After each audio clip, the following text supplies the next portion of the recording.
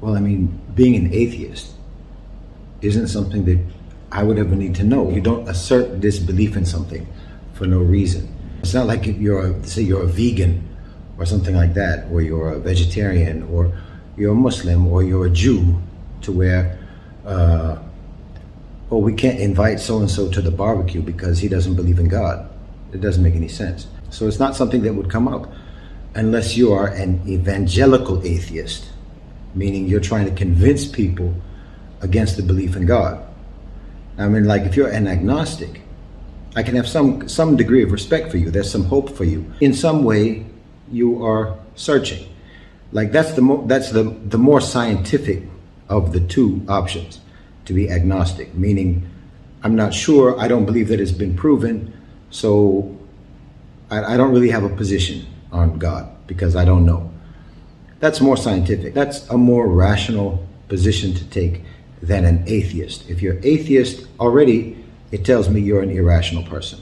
And you have generally a shallow intellect. These are the most shallow-minded, simple-minded people that you will come across. Far, far more simple-minded than religious people. Far more narrow-minded, far more shallow-minded than religious people, and more so than agnostics. If you are arguing against religion and you're arguing against the existence of God, you're an evangelical atheist, meaning you are turning what is a lack of belief in something into a belief in the non-existence of God.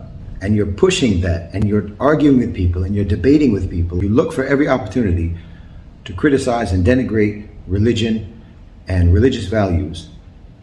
What that tells me is not so much that you disbelieve in God, but you want to be God.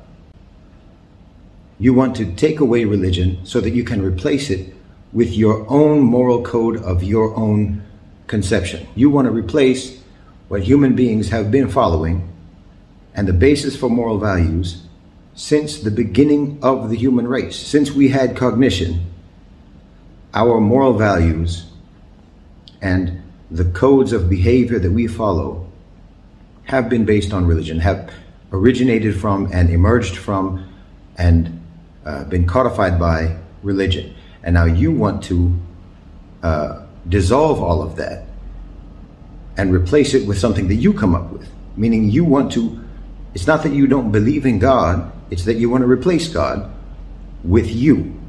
And they always make the argument that you can be a moral person and you can have moral values and not believe in God. You can be moral without religion.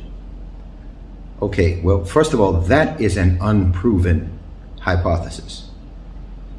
And the evidence that we do have contradicts that. Because look at the atheists, the most well-known atheists that we have. People like Sam Harris, people like Richard Dawkins, people like Lawrence Krauss, Daniel Dennett, right?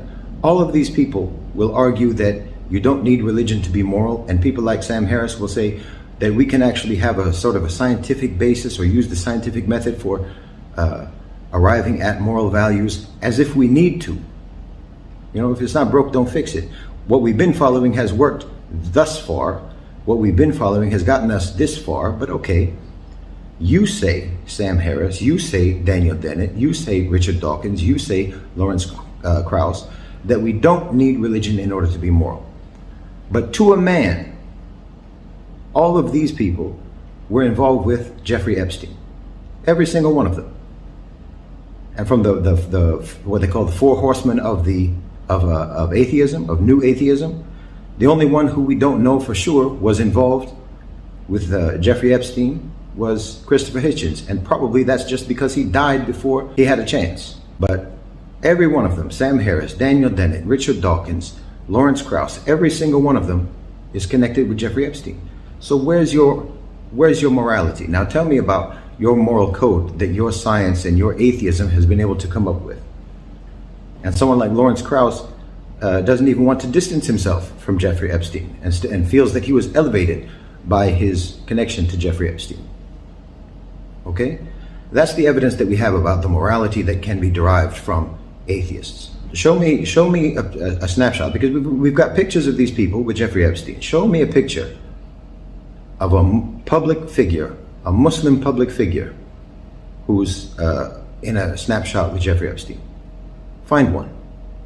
And most of these people like Sam Harris, who likes to think of himself as very intellectual, very intelligent, and his followers think that he is that. Well, he has a PhD in neuroscience, so he must be intelligent. Well, that just shows how dumb you are. And even in his own bio, calls himself an author and a podcaster. He's not a neuroscientist. He paid for a degree and got one to give himself some credibility with misanthropic, silly, credentialist-minded, shallow-minded people. He imagines that the prophets, alayhim salam, and that the great scholars of religion were simple-minded people, as if because they didn't know maybe where bacteria comes from, that means that they were not intelligent, and that they didn't understand human beings, and that they didn't understand morality, and that they didn't understand human nature and human character. That's so shallow, that's so simple-minded. Do you really think that you are any match for any of the scholars of the past, Muslim and non-Muslim? You think that you're a match for Maimonides, the Jewish scholar? You think that you're a match for even Thomas Aquinas? You think you're a match for Ibn Taymiyyah? You think you're a match for Ibn Kathir, Ghazali? I mean, on and on and on. You are nothing compared to these people in terms of their intellect, in terms of their intelligence, in terms of the depth of their understanding, the layers of their understanding. You just can't do the work. You see, like, for example, I was looking at something the other day because of the Salman Rushdie incident about the so-called satanic verses and what the evidence, what the dalil is about whether or not that incident took place or not. And the sahih evidence is that this incident never did take place. But then one of the evidences that it did take place is the ayah in Surah Hajj, which mentions how shaitan will throw into revelation something from him. So then the question is, well, if this incident didn't happen, then why was that ayah revealed? And so the simple answer is, oh, well, that must be evidence that this incident took place. That's the simple answer. But if you put some thought into it and do the intellectual work, you can understand that, well, perhaps that ayah was revealed and refers to what shaitan throws into the mind of the listener of the wahy. That the one who consumes or is an audience to the wahy can put his own interpretation onto it and his own misunderstanding, and hears what he wants to hear.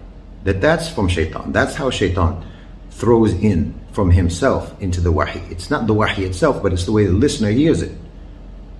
So this is a question of doing the intellectual work and trying to figure out how you can reconcile things. But atheists don't do that work. And yet they think that they can come up with a moral code that human beings can follow until the end of time. They can solve all of the problems or can guide people in the right path. I mean, Sam Harris comes up with something brilliant, like it should be to serve the well-being of the most people and to try to eliminate as much misery as possible.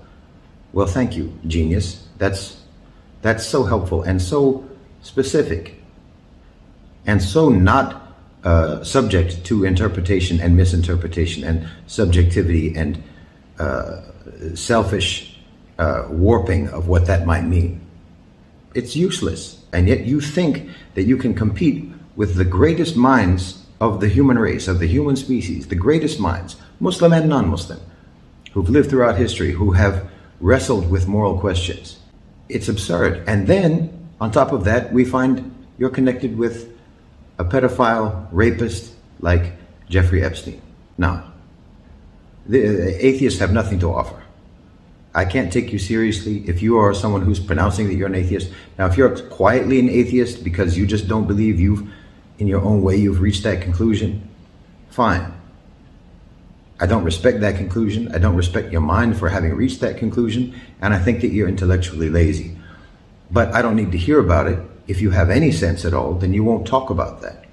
But if you're someone who is an evangelical atheist and is always arguing on behalf of atheism, then you're not prepared to have conversations with adult human beings.